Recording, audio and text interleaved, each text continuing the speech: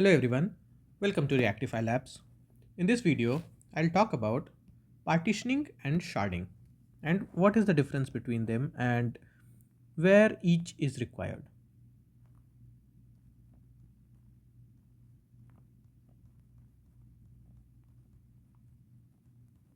Partitioning and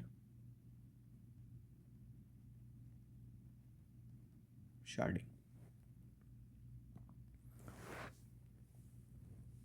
So, what is partitioning? Partitioning involves dividing a table into smaller segments called partitions, and that's it. That's partitioning. And sharding distributes user data across different servers. So, as we all know, how much technical definition helps us. So, let me explain using an example. Okay. So, let's say we have a very big database. Okay. It has these things.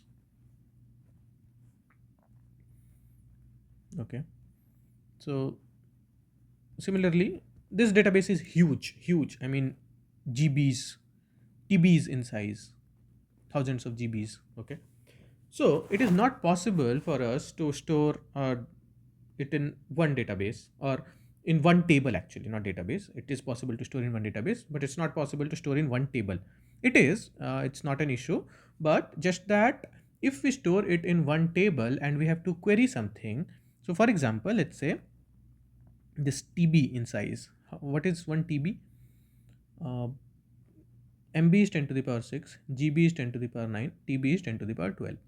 So if it has, let's say, 10 to the power 12 rows, and we have to find something as in, let's say we have to find a key which is at the last of the row. Okay. So let's say if this database operation, it can do, for example, 10 to the power 8 operations in 1 second, then for reaching the 10 to the power 12th row, it will take 10 to the power 4 seconds. And how much is 10 to the power 4 seconds? It is something 1000 by 6, which is almost 160 minutes. So if it takes us almost 160 minutes for a query, is it helpful? No. That's why what we do is we partition it. We do some partitioning. And what is that? So instead of keeping everything in one table, we keep, okay, let's say if we have date wise data. Okay. So what we do is we take data for June month in this. Then we make another table and we do that July data in this table. Then different month wise data. So if we have to now search, then our size of the table is reduced from 10 to the power 12 to only what is the size of a particular month's table, and we will put that key in there that okay, we want the data for July month. Then it will go and search in this table only, and this will speed up the query. So that's what it does. And now if we go to the definition again, database partitioning involves dividing a table into smaller segments called partitions. So if we have, for example, this customer database, partitioning could split it into smaller sections based on customer location or customer date of the transaction or anything, thus improving query performance and data management. Now let's see what is sharding. Sharding is, best example is Facebook.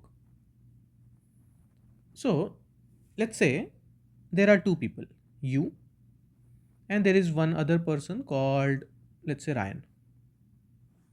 You are in Australia, Ryan is in USA. Now,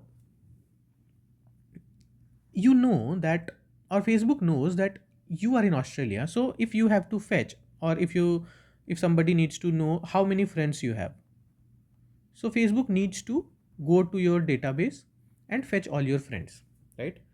And if somebody has to know how many friends Ryan has, again, same thing, it will go and fetch it from Ryan's friends database. But the problem is, if it has to fetch it from a database, if all of them have the same database, for example, if all the database for Facebook is in US. So Ryan's data can be fetched quickly, but if the data should is to be fetched from Australia, it will be a long trip for the data. So this will slow it down, right? And another thing is something like, let's say, uh, this server crashes, this region crashes. So it will crash for both US people and Australia people, which is not a good user experience, right? That's why what we do is we keep this database separate, we keep the data for Australia separate. Okay. So if somebody has to know the data from Australia, like friends from Australian people, they will just fetch this database, otherwise this database. There is one more case which can come. For example, let's say if an Australian comes to US for visit, then what happens? And if this fetches the data from database in the Australia, it will take some time, right? But that's fine. It will take some time maybe in the first term, but later if Facebook recognizes that okay, this person is Australia, it will temporarily store the data for the person. And later if it realizes that okay, this person looks like it has permanently moved here, so it will store its data in US database, and that's no big deal. So dividing the data here, what we are doing is we are dividing the data across regions, splitting data in different databases across the regions, and that's why it is called sharding. What is the fundamental difference? In partitioning, we have same database, different tables, but in sharding we have different database only. We have our data in different databases. So that's the fundamental difference. Now, if that is clear, we will move towards some of the technical terms. So what is database partitioning? Database partitioning divides a table into smaller segments, which are called partitions. And this party sorry partitioning, what partitioning does is divides a table into smaller segments. Divides a table into smaller segments called partitions.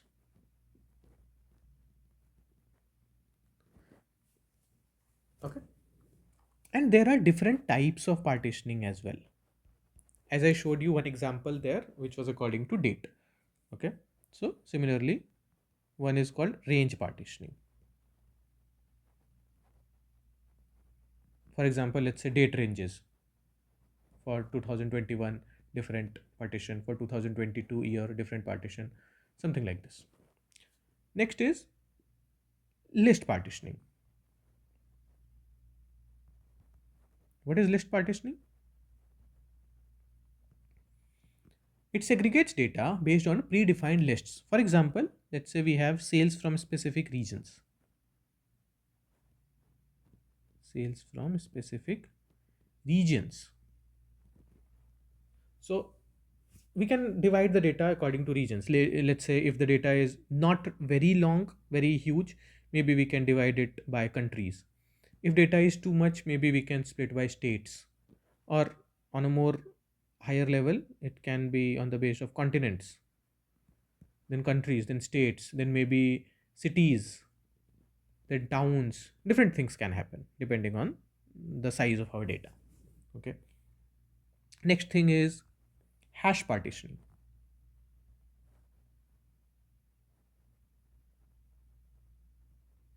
What is hash partitioning? It distributes data using a hashing algorithm for even distribution. So it uses hashing algorithm.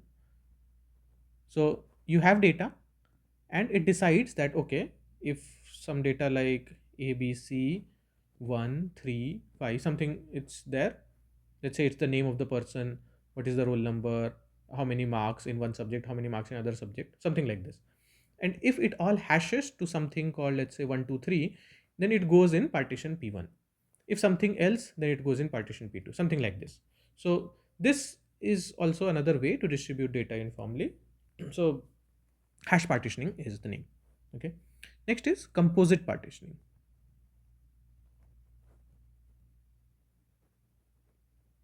Composite partitioning is what? It is a combination of multiple partitioning methods for complex scenarios. For example, we can combine one or two or three of these and define a partitioning algorithm which is called composite partitioning. Sorry.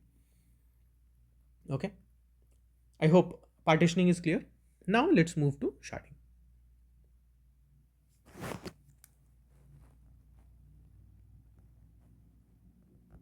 Let me check. Yeah. Now let's move to sharding. What is sharding now? Sharding, it involves horizontally dividing data across multiple databases or servers. Okay. Horizontally dividing data across multiple databases or servers, you can say. Both are same thing here, not always, but here databases or database servers. Okay. For example, let's consider Amazon. Sharding allows customer data to be distributed across different servers based on geographical locations, which I mentioned in the example for Facebook. Thus, it ensures faster access and localized services. And how it's distributed, how sharding works, data is distributed based on a shard key. So there is a shard key based on which the data is distributed. Shard key can be anything. Either it can be, let's say, location is one shard key, or if we want to do it like customer ID. Why location may not be the right fit? Because it's possible that, for example, a country like India or China, only these countries, these two are the two most populous countries of the world, and if they have uh, data, if their data is in one cluster, or let's say India data is in one cluster, C1, one shard, let's name it S1 shard. China data is in shard S2, and for example, let's say we have a data called US data in shard 3. Here you will see India's population is 1.4 billion, China's population is 1.4 billion, but US population is hardly 350 million. Then it's an uneven distribution of load, right? Instead, obviously it's not wrong thing. It is possible that we can split India data into four shards, S5, S6, S7. It is also possible. But again, it also has another drawback, like what if one region of India has more population than other, then one shard may not have the equal load as other shard. So that's why here comes one thing called shard key. Or for example, let's say there is another customer ID. Instead of shard key as location, let's say we take customer ID and we hash it, and depending on again hashing, we put it in one of the shards. So that is another way. Okay. Then it facilitates scaling by distributing workload across shards, because obviously if the workload is distributed across different shards, it means it can be scaled easily. uh, so if multiple requests, then it can be sent to different shards depending on where each request is coming from, right? So this is the way it facilitates scaling, and more specifically it is horizontal scaling, right? Also there is something called, oh sorry, I should not have deleted it. Okay. So there is something called horizontal sharding and vertical sharding, both. So what is horizontal sharding? Horizontal sharding, it distributes data by customer segments. Okay. So let's say we have customer data, obviously. Then we have North America data, we have Europe data, we have Asia data. And if we split according to this location charts, it is called horizontal scaling. Then what is vertical? Not horizontal scaling, but horizontal sharding. Then what is vertical sharding? Vertical sharding is it splits data based on data attributes. For example, again we have, okay, let me explain it more clearly. If we have horizontal sharding, then for North America we have a row in which everything is there, all the data. But for vertical sharding, we may have it like this, that okay, for a person there is different data. For example, the name, age, address, Now credit card, purchase, etc. So what we can do is we can decide the personal info, name, age, and address will be in one shard, and credit card info will be in another shard. So in this, what we are doing is we are splitting the each row we are splitting, right? So we are splitting it the row. In that, what we were doing was we were splitting columns. Okay, each row would be present in one shard, but here each column will be entirely present in one shard. So that is the difference between horizontal sharding and vertical sharding. I hope it is clear what horizontal sharding and vertical sharding is. If not, please let me know in comments. I'll try to clarify it there, but from my end, I think I have explained it enough. I've explained it in the most understandable way possible. If not, I'll just do it again. So, for example, let's take a very good example. We have a data. Let's say the name of the person is Ryan, age is 25, address is USA, credit card number ends in 4044, and something like purchase history or the total cost of purchase is 1 million. Then one more thing, something XYZ. Then we have some data for another person also. Then we have some data for another person also. Okay. For this person, it is in Europe. This person is in Australia. Then what happens? If we now decide to shard this table, then what will happen is this row will go in one shard, this row will go in another shard, this row will go in another shard, and all the US data will go in the same shard as this US, all the Europe data will go in same shard as Europe, all the Australia data will go in same shard as Europe. So it will see, okay, which column, this column, what is the value of this column, and depending on that it will put it in particular shard. But another thing is vertical sharding. In vertical sharding, what happens is it will just check, okay, till what point it's the personal data. So it's the Ryan, the age of Ryan is 25, and US, Ryan is in US. So what happens is it will do this, okay, let's take these three columns, and for all the tables, for all the three tables, put them all in one, put them all in another. But now you will say, okay, if that is the case, then Australians will have a more lag time than US people, right? So that's where this is wrong. Not this, that's where you are wrong. In this, what happens is, let's say if we divide this shard, if we divide this data into different shards, it is possible that we have 1 billion records for US market, 1 billion in shard S1, shard 1, 1 billion records in Europe. It is possible, right? Shard 2. Now, this figuring out something from this 1 billion records is also not feasible, right? So, for all the US records, assuming that we have this shard, then we have all the US records. In this, we will do further sharding and we will split that, okay, this much of this table will go in one shard, this much will go in another shard, so that when we have to fetch something, we can fetch personal data and credit card or transaction info separately. I think this is more clear, and I hope this clears the fundamental difference between horizontal sharding and vertical sharding. Okay. Now we will just do a side by side comparison of partitioning and sharding. Okay. So partitioning, sharding. Partitioning splits data within a single database instance. Splits data within a single DB. As I mentioned, it will have multiple tables, but the DB will remain same. But sharding distributes data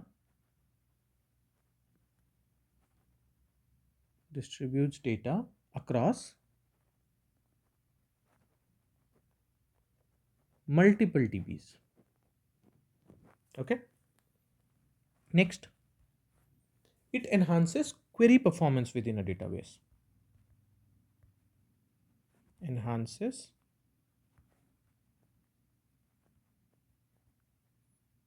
query performance within DB, because now there is not one single large table. Instead, there are multiple smaller tables, and query fetching is faster. And this, it enables horizontal scaling. It enables horizontal scaling, right? I've explained why. Next is it uses partition keys.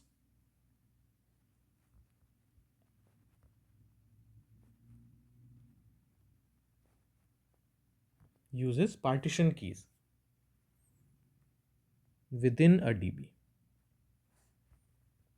Within a DB for segregation. Okay. And what this does, it utilizes shard keys. It uses shard keys for distributing data, to distribute data across databases. And next is, it's an advantage. If you see, it simplifies maintenance. It simplifies maintenance within a DB, but this introduces complexities. Introduces complexities